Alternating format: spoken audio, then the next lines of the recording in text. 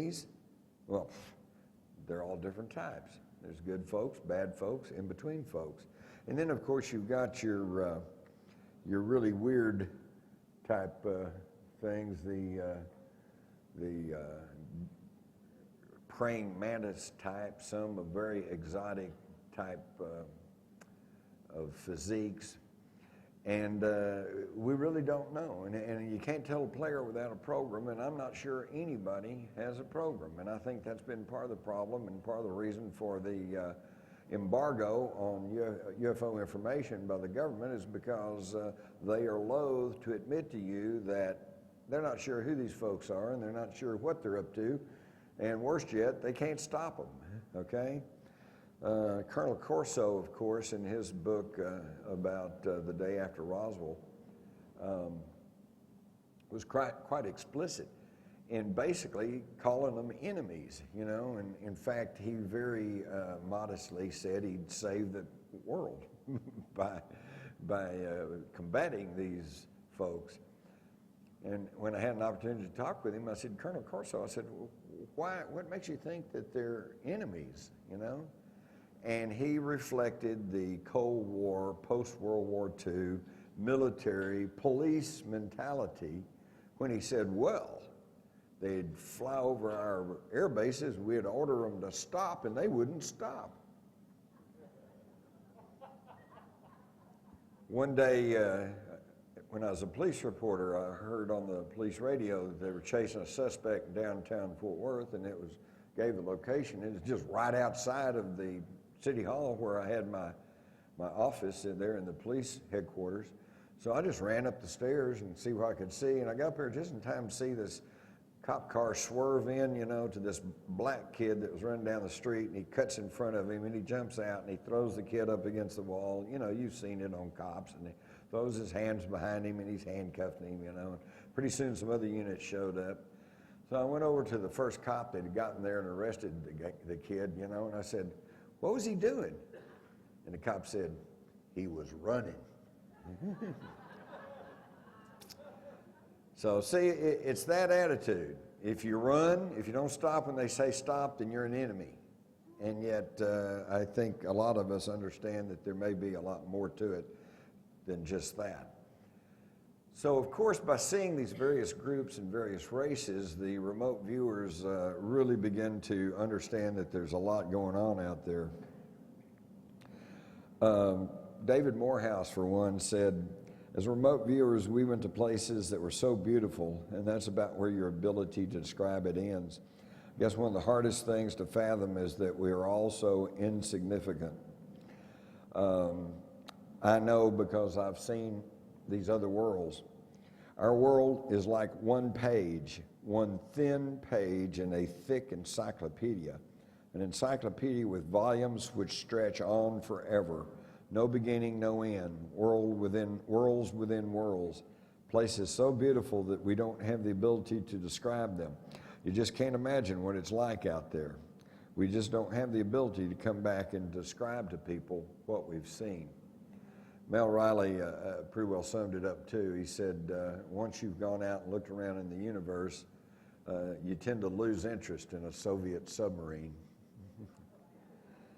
But that's what they were, of course, tasked to do, and that's what they did. One of the more interesting things that, so what I'm going to share with you all is some of the input that I got, not only from the military remote viewers, but also from a 1996 remote viewing study that I commissioned with 11 remote viewers, and who were tasked to go look at various aspects of the UFO phenomena and the occupants.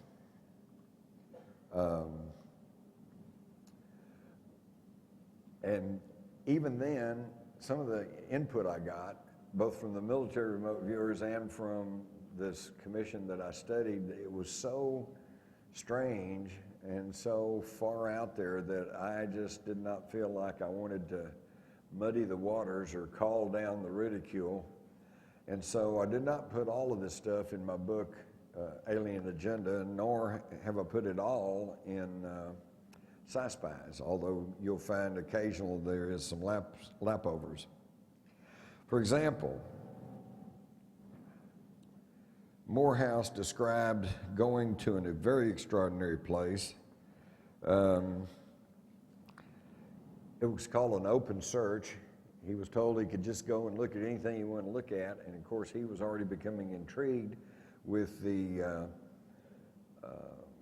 wonders of the universe. So he felt this tearing away, and he felt his consciousness moving to a different place, and he found himself in a large chamber of light. He was standing directly behind 3 huge golden throne-like chairs covered with strange hieroglyphics. But what really caught his attention were the 3 giant beings that occupied the chairs. They wore golden beards which flowed down to their chest, and they each wore large golden helmets. And to him, he had the impression that they looked like Greek gods. One of the beings turned and looked right at him. He was petrified. He had no idea where he was or if these beings were friendly. He wanted to run, but he had no idea of where to go. And the great golden man, for they all had the appearance of humans, looked at him, and Morehouse felt as though his feelings were being projected into him. Without knowing why, he suddenly felt safe and warm and secure. He somehow knew that these 3 creatures meant him no harm.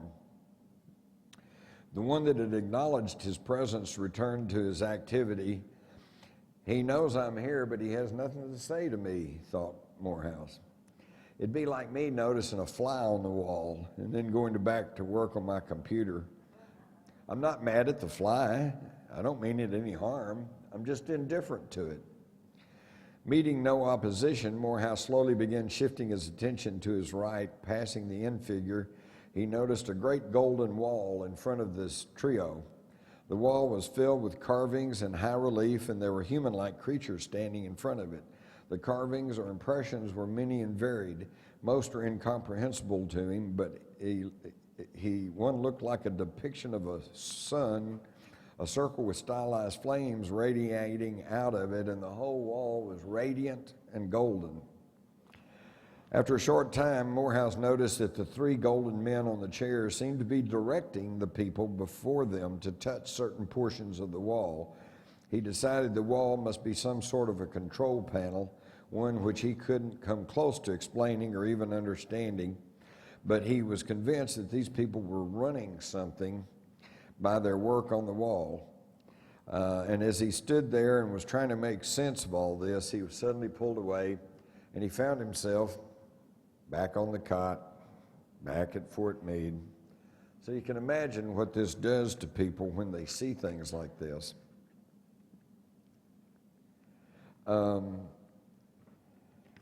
They also see some dark times coming. In my book, Spies, you will see about the remote viewing study they did that shows in the not too distant future, man will be forced to live underground. There will be underground domed cities to protect the atmosphere. And Lynn Buchanan said that he was tasked to find out what was needed to help the earth recover after some of this cataclysms. And he said, what I saw that there were far-sighted people who had taken samples of materials later killed by the ultraviolet rays of the sun. I'm supposing that has to do with a ozone hole problem. And this is something someone should be doing right now, he said, but as far as I know, no one is doing this. Now, that was based on remote viewing that Lynn and some of the remote viewers had done back in the 1990s. Well, folks, they're now doing something about that. Many of you may know or you may not know about the World Seed Vault in Spitsbergen, Norway. The Norwegian government, in conjunction with Bill Gates and the Rockefeller Foundation and Monsanto, are now hoarding every seed known to man from all over the world, and they're freezing them and storing them away in this granite mountain at Spitsbergen, Norway, and they will be sealed up. They're hoping to have this completed by the end of this year. Now, why now, and why the rush to get this completed?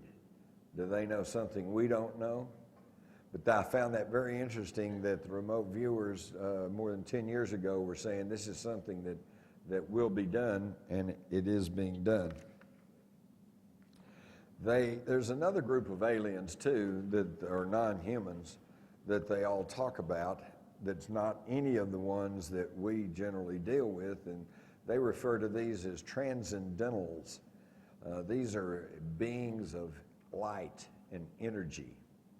And they apparently not only have the ability to create an impression, a kind of a holographic image of anything that they want to appear like, but they also are aware, unlike the physical creatures, they are very much aware when they are being remote viewed. And in fact, in some instances, apparently have the ability to block the remote viewing, which is really something because in the studies, what they generally found is you cannot block remote viewing because remote viewing is accessing the universal energy grid, and you can't put something deep enough underground or far enough back in a safe or anywhere that cannot be penetrated by remote viewing. In fact, I remember one of them told me the story of he was a monitor and he sent one of the viewers to try to go look at some secret in the old Soviet Union, and the viewer said, well, I'm blocked. You know, they know we're here, they know we're trying to look at this, and they've put up a countermeasure, and I can't get to the information because I'm blocked. So the monitor, quite inspired, said, well, tell me what you would see if you were not being blocked. And the guy went, well, I would have seen blah, blah, blah, and he went right on and told him what they were looking for. So you can even get past some of the psychic blocks, but the transcendentals you don't get past. Then, as I said, in about 1996, I commissioned a study on UFOs, and one of the most fascinating things was immediately that it began to dovetail with what the military remote viewers had said. In 1988, Mel Riley, one of the earliest and best of the remote viewers, was sitting around talking with some of the other Grill Flame members, and they were saying, well, you know, we go up here and we'll find a UFO, and we go over here, look at something, there's a UFO. So there's got to be a unifying or a central authority for these things. Where are they coming from, and who do they answer to?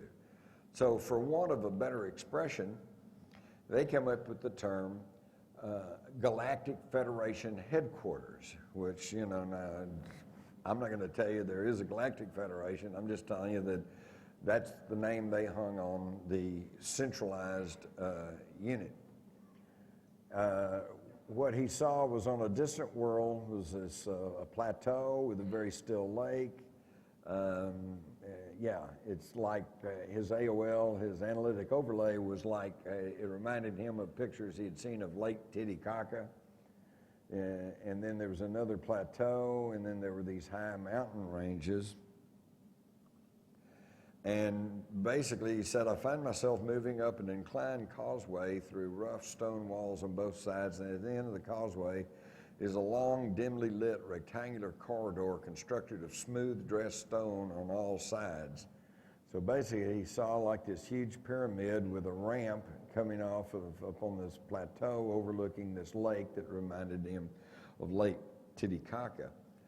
Now, what's amazing is that in 1996, one of the remote viewers who was tasked to go find galactic headquarters or whatever the central administration point is, said that he saw in a distant world this pyramid, beautiful white pyramid type structure on a rocky-like promontory, and with a ramp leading up to it. So I don't have to tell you that that's almost identical to what Mel Riley had seen more than 10 years previously.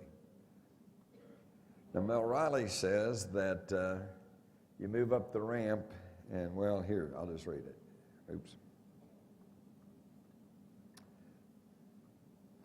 At the end of this inclined corridor is a large room with a very high vaulted ceiling. There was a large polished stone platform in this room, like an altar. There are white-robed entities in semicircle to one side. Their attention seems to be focused on the platform.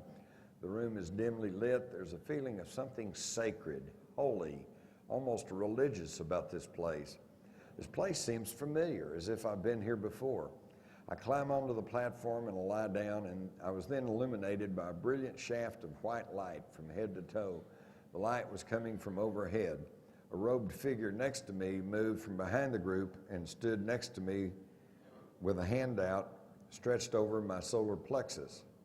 So this is what he was seeing in 1988. Here's the robed figures, and one of them came around over here, and he laid down on this dais, or what he said was like an altar, and that this white light was streaming down through there.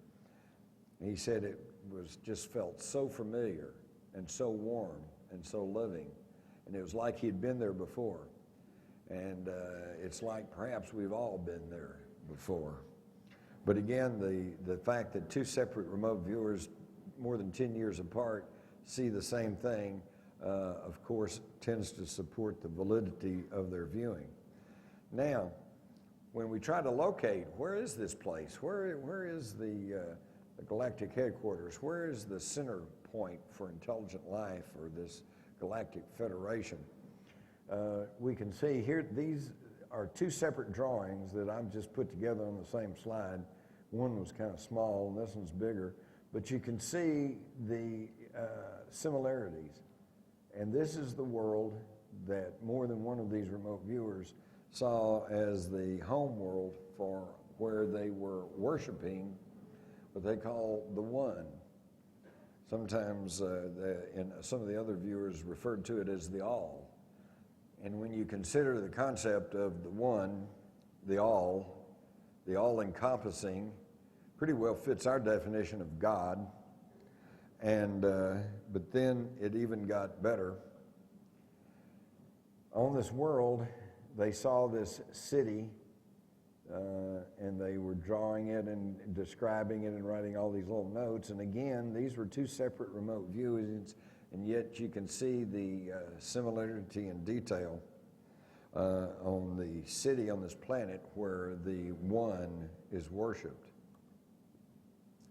Again, these are two separate drawings from two separate remote viewers, and yet I don't have to point out to you the similarities. This right here, the notes, I don't know if you can read this, but it says brilliant golden glass domes. And these are houses built along the sides, and then there is a tower right here. You can see the tower right here.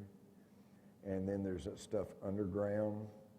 So they obviously were, to me, wherever this place is, these separate remote viewers were actually seeing it.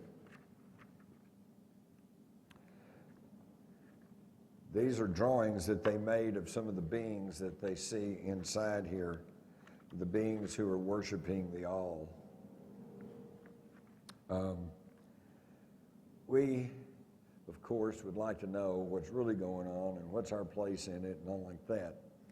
The reason you haven't heard more about remote viewing is because it tends to violate the scientific methodology.